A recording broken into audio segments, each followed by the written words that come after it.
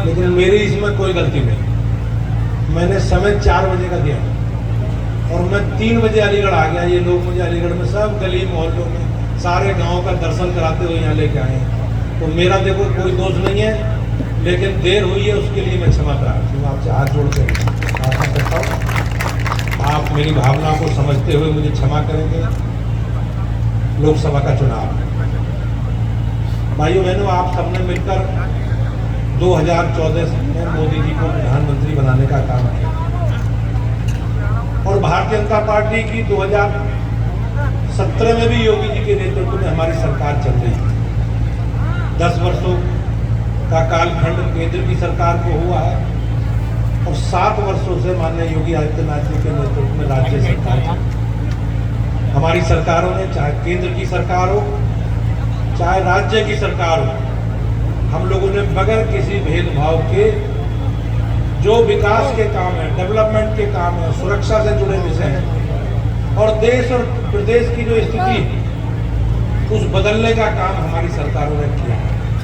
भाइयों बहनों, आज 10 वर्षों में हम बदलते हुए भारत की तस्वीर देख सकते हैं, बदलते हुए उत्तर प्रदेश की तस्वीर देख सकते हैं। 10 वर्षों, आज से 10 वर्ष पहले जब केंद्र में यूपीए की सरकार थी, पीछे आजा भाई, और मनमोहन सिंह जी देश के प्रधानमंत्री भैया, तो आप उस समय का देखो किस प्रकार की अराजकता थी, किस प्रकार का वित्तीय कुप्रबंधन, रोज नए भ्रष्टाचार होते थे और सरकार के लोग सुप्रीम कोर्ट के द्वारा गठित जांच एसआईटी का सामना करते हुए जेल जाते थे और एक प्रकार से पूरा देश एक अराजकता का, वित्तीय अराजकता का शिकार था। लेकिन 2014 में सरकार बनने के बाद पैरामीटर पर बहुत अच्छा काम किया। आप देखेंगे बिजली, हमारी सरकार आने से पहले बिजली की क्या स्थिति थी, लोग ये खबर लगती थी कि बिजली आ गई और आज खबर ये लगती है कि बिजली नहीं आई। ये परिवर्तन है भाइयों बहनों। सरकार बगैर किसी भेदभाव के, हमारी सरकार ने बिजली के वितरण की बेहतर प्रबंधन व्यवस्था लागू की और मैं आज जिम्मेवारी से कह सकता हूं, मैं जिस क्षेत्र से आता हूं, हमारे यहाँ गन्ना, गेहूं, धान की खेती लोग करते हैं और जिसके पास बिजली का कनेक्शन है, पिछले 7 वर्षों में उसने 1 पैसे का भी डीजल से, पंपिंग सेट से किसी फसलों की सिंचाई की हो तो मुझे बात। आज हम लोग बिजली पर्याप्त मात्रा में किसानों को दे रहे हैं और निःशुल्क बिजली उपलब्ध करा रहे हैं। भाइयों बहनों, सरकार का एक बहुत बड़ा काम है।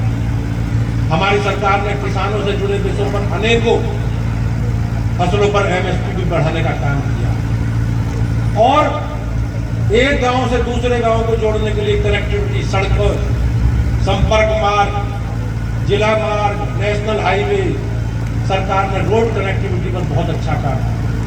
स्वास्थ्य के क्षेत्र में जिस प्रकार से आप देखेंगे, कोरोना जैसी वैश्विक महामारी को जिस प्रकार से हमारी राज्य सरकार ने, योगी जी और केंद्र ने मोदी जी के नेतृत्व में उसे नियंत्रित करने का काम किया। भाइयों बहनों, ये असाधारण घटना, असाधारण परिस्थिति का जिस प्रकार से सरकार ने आप सब लोगों के आशीर्वाद और स्नेह से मुकाबला किया, ऐसे उदाहरण दुनिया में कहीं नहीं।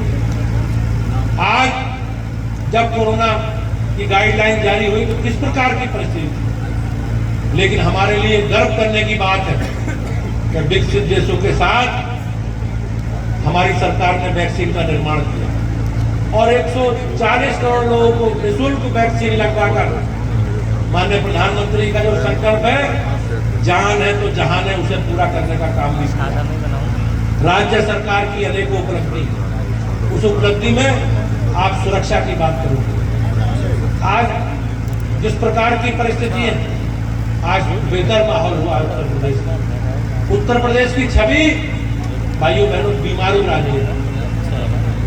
उत्तर प्रदेश की छवि प्रदेश में अराजकता, टकराव, जातीय तनाव, हिंसा और पूरा प्रदेश दंगाइयों के हवाले। हमारी माताओं की, बहनों की सुरक्षा सरकार ने प्राथमिकता के साथ सुनिश्चित की है। आज अगर आप देखेंगे तो हमारी बहन सुरक्षित किसी भी समय कहीं से भी जा सकती है। परिस्थिति वैसी पहले नहीं थी। मुझे विश्वास है कि आप सब लोगों ने जिस प्रकार का सरकार का काम देखा है।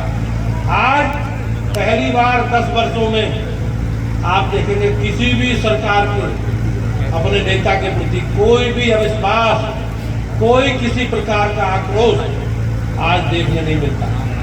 आज मोदी जी के प्रति दुनिया का और देश का जिस प्रकार से विश्वास, जिस प्रकार से मोदी जी की लोकप्रियता देश में है, उससे मैं निश्चित रूप से कह सकता हूं कि आप सबका आशीर्वाद भारतीय जनता पार्टी को मिलेगा और मोदी जी के नेतृत्व में भारतीय जनता पार्टी का जो संकल्प है, उस संकल्प अब की बार 400 पार के संकल्प को हम लोग पूरा करेंगे और निश्चित रूप से अलीगढ़ भी उसमें सहभागिता प्रदान करेगा।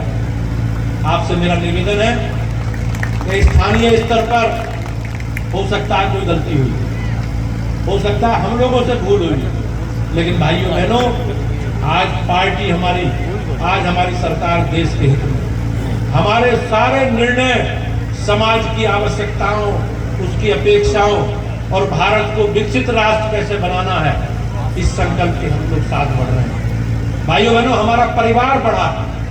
पिछली बार एनडीए के घटक दलों के मुकाबले इस बार हमारे परिवार में संख्या बढ़ी।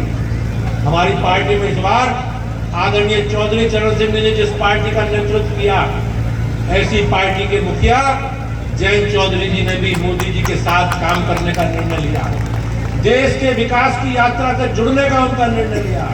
तो मैं उनके निर्णय का और अपने लोक राष्ट्रीय लोकदल के सभी भाइयों बहनों का बहुत बहुत हृदय से स्वागत करता हूं, उनका अभिनंदन करता हूं और निश्चित रूप से हम सब लोग मिलकर मोदी जी के नेतृत्व में देश की विकास यात्रा को आगे बढ़ाएंगे, इस प्रकार का विश्वास मेरा।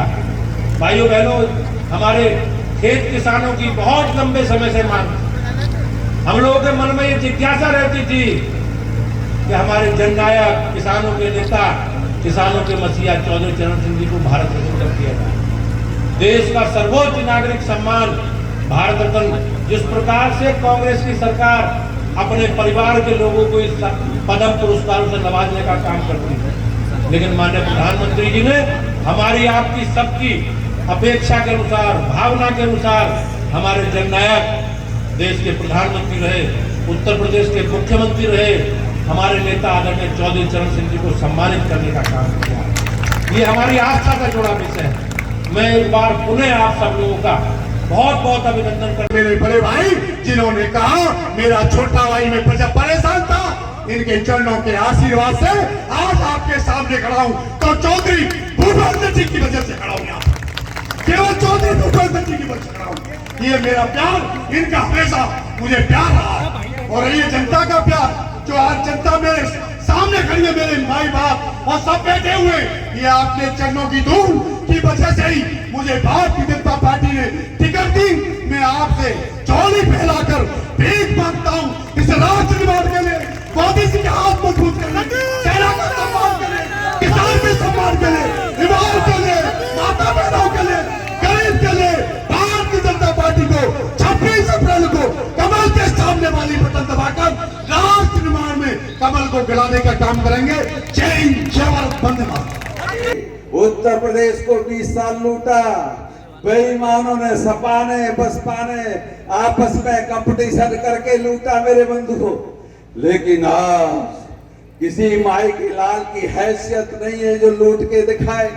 जो लूटेगा वो ऐसा होगा, जेल में सड़ेगा या ऊपर रास्ता देखा होगा। यमराज के लिए हम लोगों ने दरवाजे खोलने आसान कर दिए हैं।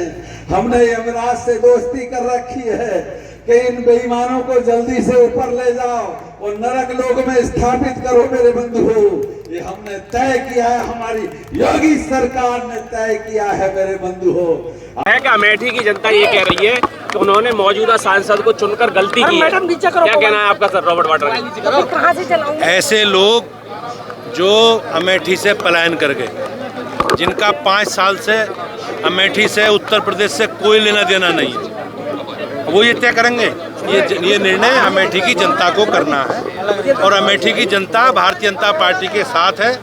मोदी जी के नेतृत्व में हमारी सरकार ने जो काम किया है, स्मृति ईरानी जी की लगातार सक्रियता और संपर्क अब आने वाले परिणाम कहीं ना कहीं उसमें उनका कहना है कि जनता चाहेगी तो मैदान में उतरेंगे बैठी में। अब जनता ने तो निर्णय 2019 में दे दिया और 2022 के जो विधानसभा चुनाव हुए उसमें अमेठी में कितने विधायक चुने गए कांग्रेस के। तो जनादेश में जनता के जो चुने हुए प्रतिनिधि तय करते हैं कि समाज में उनकी पार्टी में कितनी स्वीकारता है।